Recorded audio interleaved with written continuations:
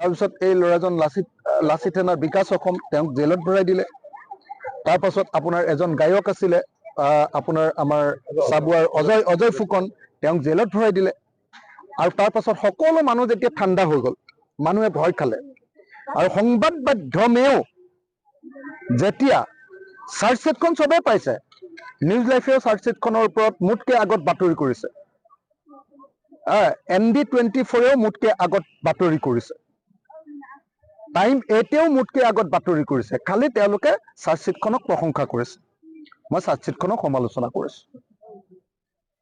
এতিয়া যদি চাৰ্জশ্বিটখন ওলোৱাৰ কাৰণে প্ৰথমতে যদি কাৰোবাৰ ওপৰত গোচৰ লাগিব লাগে, ডেফিনেটলি সেই গোচৰটো লাগিব লাগে নিউজ লাইফৰ ওপৰত, টাইম 8ৰ ওপৰত। কিন্তু তেওঁলোকে যিহেতু চাৰ্জশ্বিটখনৰ প্ৰশংসা কৰিছে, গতিকে তেওঁলোকৰ ওপৰত গোচৰ নাই। যিহেতু মই চাৰ্জশ্বিটখনক সমালোচনা কৰিছো, ক্ৰিটিকেলি কৈছো, গতিকে মোৰ ওপৰত গোচৰ লগাইছে। আৰু গোচৰ লগাইছে কাৰ জৰিয়তে? সেইগৰাকী পুলিচ অফিচাৰৰ জৰিয়তে, যিগৰাকী পুলিচ অফিচাৰক সকলো ধৰণৰ SIT বিলাকত তেওঁক দায়িত্ব দিয়ে। আৰু সেইগৰাকী পুলিচ অফিচাৰ থাকিলে সকলো ধৰণৰ SIT ৰিপৰ্ট বিলাক আচল SIT ৰিপৰ্ট নহয়, পুলিচৰ ৰিপৰ্ট নহয়, সেইটো হিমন্ত বিশ্ব শৰ্মাৰ নিৰ্বাচনী ইস্তাহাৰ হৈ পৰে। সদায় তেওঁক দিয়ে। যোৱা 19 চনৰ পৰা তেওঁ ইয়াতে আছে। অসমত আৰু পুলিচ নাইকিয়া হৈ গ'ল। আৰু এনেকুৱা গৰাকী মানুহক তেওঁক তদন্ত কৰিবলৈ দিয়ে, যিগৰাকী মানুহে গোটেই মানুহক দুৰ্নীতি ধৰি থাকে। মই আকৌ খবৰ ললো, বোলো এই মানুহগৰাকী বৰ চাফা চকুন নেকি? খবৰ লৈ গম পালো, মানুহগৰাকীওচোন বহুত কৰাপশ্যনৰ এনেকুৱা ধৰণৰ অভিযোগ আছে। সেইকাৰণে মই ৰাইজৰ দলৰ আমাৰ যিটো গৱেষণা টীম আছে, গৱেষণা টীমক কালিৰ পৰা কৈছো, বোলো SITৰ CIO যিগৰাকীয়ে মোৰ ওপৰত কেছ দিছে, তেওঁৰ ডিছপ্ৰপৰ্চনেট এছেটৰ ওপৰত আমাৰ এটা গৱেষণা হ'ব লাগে। কালিৰ পৰা আৰম্ভ কৰিছে, এতিয়ালৈকে 6টামান বস্তু আমি পাইছো। ঠিক আছে, মই জেলৰ পৰা আহি লওঁ, জুবিন গাৰ্গৰ কেছত মই জেলৰ পৰা আহি লওঁ। অহাৰ পাছত মই তেখেতৰ ডিছপ্ৰপৰ্চনেট এছেট সম্পৰ্কেও অসমৰ ৰাইজক জনাম। মই আপোনালোকক স্পষ্টকৈ কৈছো যে জুবিন দাক মই ভাল পাওঁ, জুবিন দাৰ মই অনুৰাগী।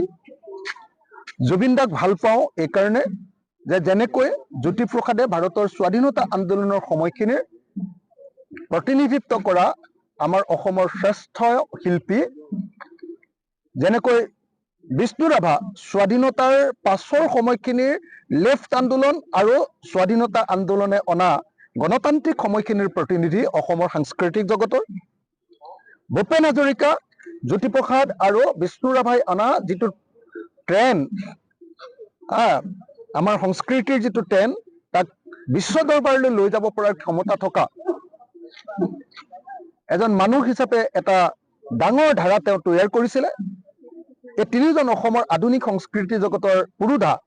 আৰু তাৰ পাছত 1990 দশকত যেতিয়া গোটেই পৃথিৱীতে নিউ লিবাৰেল ইকনমি বা উদাৰনৈতিক অৰ্থনীতি আহিলে, সেই উদাৰনৈতিক অৰ্থনীতিৰ সময়খিনিত অসমৰ মানুহক ৰিপ্ৰেজেণ্ট কৰি, অসমৰ মানুহক ইণ্টাৰনেশ্যনেল ষ্টেণ্ডাৰ্ডৰ সংস্কৃতিৰ ধাৰাৰ লগত সংযুক্ত কৰি, কিন্তু অসমীয়াকৰণ কৰি সেই সংস্কৃতিক গোটেই পৃথিৱীৰ আগলৈ আগবঢ়াই দিয়া মানুহজন জুবিন গাৰ্গ।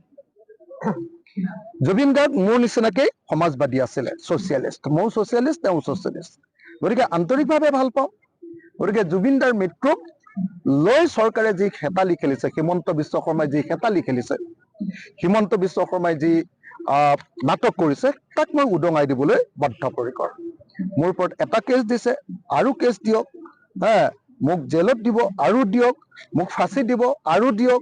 যদি আপোনাৰ জীৱনজোৰা জেলতো থাকিবলগীয়া হয়, তেতিয়াহ'লে মই আপোনালোকক স্পষ্ট ভাষাৰে কওঁ যে মই জুবিনদাৰ মৃত্যু সম্পৰ্কীয় ঘটনাৰ আচল কাহিনী উলিয়াই দিবৰ কাৰণে বদ্ধপৰিকৰ। I am committed to Jubin Garg. I am committed to the fact of the murder case or death case I am committed to reveal all the facts and figures of the death of Jubin Garg. মই কোনো পধ্যে কেতিয়াও ভয় নকৰো। হিমন্ত বিশ্ব শৰ্মাই এবাৰ নহয়, দুবাৰ নহয়, 5 বাৰ নহয়, 100 বাৰো যদি মোক জেলত দিয়ে তেতিয়াহ'লে মই জুবিন দাৰ মৃত্যু সম্পৰ্কীয় কথাখিনি সদায় মুকলি কৰি যাম। মোৰ খুব জ্বৰ হৈ আছে, মূৰৰ বিষ, পেটৰ বিষ, সৰ্ব শৰীৰৰ বিষ। তথাপিও মই SIT কেছ দিয়া বুলি গম পাই গুৱাহাটীলৈ আহিছো। তেওঁলোকৰ জাননী পোৱাৰ লগে লগে কিবা ক্ৰিমিনেল কোৰ্টত দিছে, কি কয় আপোনাৰ ক্ৰাইম বেঞ্চত দিছে। ক্ৰাইম বেঞ্চৰ জাননী পোৱাৰ লগে লগে মই তেওঁলোকৰ ওচৰলৈ যাম আৰু আচল সত্যখিনি প্ৰকাশ কৰিবলৈ চেষ্টা কৰিম। জুবিন দাৰ হত্যাকাৰীহঁতৰ, জুবিন দাৰ মৃত্যুৰ কাৰণে জগৰীয়াসকলৰ ফাঁচি নহ'ব, মুখে ফাঁচি দিবলৈ হিমন্ত বিশ্ব শৰ্মাই চাগে চেষ্টা কৰিছে। তেওঁলোকে জেলত দিব নোৱাৰিব, মুখে চাগে জেলত দিবৰ কাৰণে হিমন্ত বিশ্ব শৰ্মাই চেষ্টা কৰিছে। আৰু এইটো এটা ৰাজনৈতিক ইছ্যু, যিহেতু নিৰ্বাচন আহিছে মোক ভয় খুৱাবৰ কাৰণে। আইৰ জৰিয়তে CIOৰ জৰিয়তে তেওঁ মোক ভয় খুৱাবৰ কাৰণে এই গোচৰ লগাইছে। আৰু মই তেনেকুৱা গোচৰলৈ কোনোদিন ভয়ো খোৱা নাই। 165টা গোচৰ থকা মানুহ, অসমৰ আটাইতকৈ গোচৰ বেছি থকা মানুহ। গতিকে মই ক'লোৱে যে I am committed to reveal all the facts and figures and all the ৰহস্য, কি ক'ব আপোনাৰ all the mysterious incident। মই গতিকে অকণো সেইটোক লৈ ভয় খাবলগীয়া নাই। মই আছো, জুবিন দাৰ ক্ষেত্ৰত আছো, আৰু যি কৰিবলগীয়া হয় আছো। কিন্তু জুবিন দাৰ হত্যাকাৰীয়ে যদি এনেকে বাচি যাব পাৰে তেতিয়াহ'লে কেতিয়াও কাকো ৰেহাই দিয়া নহ'ব। আপোনালোকো জীয়াই থাকিব, সাংবাদিকসকল, মই জীয়াই থাকিম, হিমন্ত বিশ্ব শৰ্মাও জীয়াই থাকিব। আপোনালোকক মই 6 মাহ সময় দিছো। ইলেকশ্যনৰ দিনকেইটালৈকে শ্যামকানু মহন্ত আৰু সিদ্ধাৰ্থহঁতক জেলত ৰাখিব খোজা হৈছে।